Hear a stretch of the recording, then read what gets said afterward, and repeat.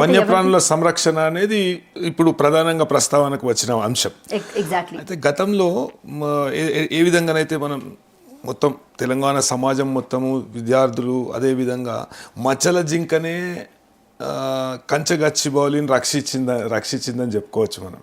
ఎందుకంటే ఎట్లయితే జింకలను కుక్కలు చంపడము, అదేవిధంగా పర్యావరణ సమతౌల్యానికి దెబ్బతీయడము, రాష్ట్ర ప్రభుత్వం ఎట్లా పడితే అట్లా గుడ్డెద్దు సైన్లో పడ్డట్టు ప్రవర్తించడము, అంటే వ్యాపారమే పరమాభివృద్ధిగా అంటే అదే మెయిన్ టార్గెట్గా పెట్టుకొని యూనివర్సిటీ భూములను ఎట్లయితే రాష్ట్ర ప్రభుత్వం అమ్ముదామని చూసిందో, దానికి విద్యార్థి సంఘాలు కానీ తెలంగాణలో ఉన్న వివిధ మేధావులు కానీ అదేవిధంగా వివిధ వర్గాల నుండి వచ్చిన ప్రజలు కానీ తీవ్ర స్థాయిలో వ్యతిరేకత అనేది వాళ్ళు వ్యక్తపరిచి నిరసన ప్రదర్శనలు చేసిరు, అదేవిధంగా స్తంభింపజేసారు.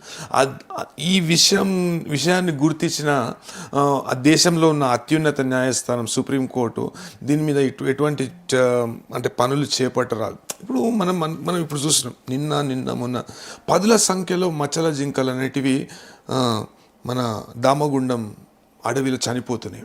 అయితే దీనిలో అఫారెస్టేషన్, డిఫారెస్టేషన్ 2014లో ఏమైందంటే, అఫారెస్టేషన్ చేయాల్సిన అవసరం కేంద్ర ప్రభుత్వానికి ఉంటుందా, లేకపోతే రాష్ట్ర ప్రభుత్వమే దీన్ని కేంద్ర ప్రభుత్వానికి ఇచ్చింది కాబట్టి రాష్ట్ర ప్రభుత్వానికి ప్రతిదీ లెక్కపత్రం అనేది ఉండాలి కదా అఫారెస్టేషన్ చేయడానికి కూడా?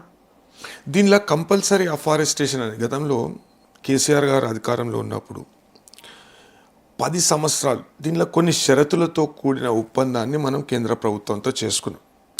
No doubt this project is of national importance and national interest. అయితే ఇప్పుడు యుఎస్లో కూడా ఈ